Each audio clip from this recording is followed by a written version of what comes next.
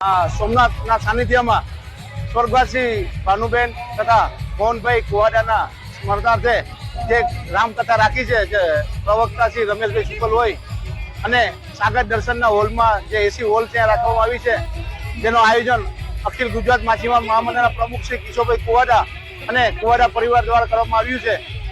આ પોથીયાત્રામાં તમામ ભાઈઓ બહેનો જોડાયા છે અને આજથી રામકથાનું આયોજન પ્રારંભ થશે. પરમ પૂજ્ય રમેશભાઈ શુકલના મોતથી આ જે રામાયણની વાણી જે બધાને ભક્તોને મળે એ હેતુથી આ એક આયોજન કરવામાં આવ્યું છે. એટલે આજના સોમનાથના પાવન ધરતી પર અને સોમનાથના સાનિધ્યમાં આ રામકથાનું આયોજન કરવામાં આવેલું છે. સોમનાથના સાનિધ્યમાં સ્વર્ગવાસી ભાનુબેન તથા મોહનભાઈ કુવાડાના સ્મરણાર્થે જે રામકથા રાખી છે, જે પ્રવક્તા શ્રી રમેશભાઈ શુકલ હોય અને સાગર દર્શનના હોલમાં જે એસી હોલ ત્યાં રાખવામાં આવી છે, જેનું આયોજન અખિલ ગુજરાત માછીમાર મહામંડળના પ્રમુખ શ્રી કિશોરભાઈ કુવાડા અને કુવાડા પરિવાર દ્વારા કરવામાં આવ્યું છે.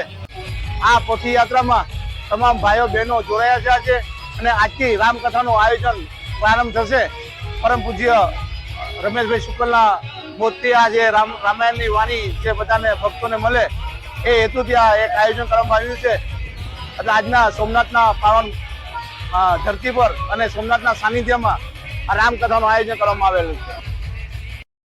સોમનાથના સાનિધ્યમાં સ્વર્ગવાસી ભાનુબેન તથા મોહનભાઈ કુવાડાના સ્મરણાર્થે જે રામકથા રાખી છે, જે પ્રવક્તા શ્રી રમેશભાઈ શુકલ હોય અને સાગર દર્શનના હોલમાં જે એસી હોલ ત્યાં રાખવામાં આવી છે, જેનું આયોજન અખિલ ગુજરાત માછીમાર મહામંડળના પ્રમુખ શ્રી કિશોરભાઈ કુવાડા અને કુવાડા પરિવાર દ્વારા કરવામાં આવ્યું છે.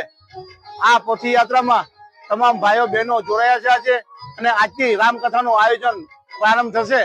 પરમ પૂજ્ય રમેશભાઈ શુકલના મોતથી આ જે રામાયણની વાણી જે બધાને ભક્તોને મળે એ હેતુથી આ એક આયોજન કરવામાં આવ્યું છે. એટલે આજના સોમનાથના પાવન ધરતી પર અને સોમનાથના સાનિધ્યમાં આ રામકથાનું આયોજન કરવામાં આવેલું છે.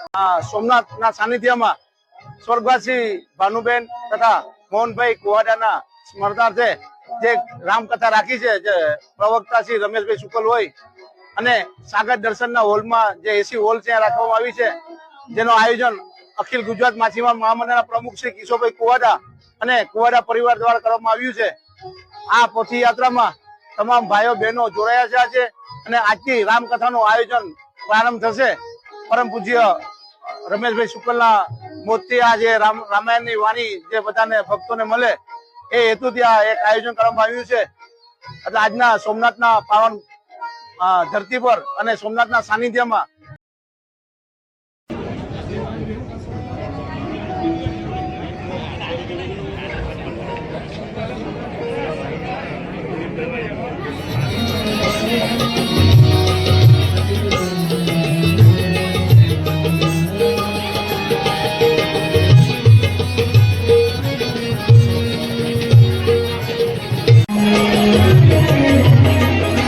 બાજ પછી બહુ આડો આવે નહીં. બાજ ઘણા બગી હતા.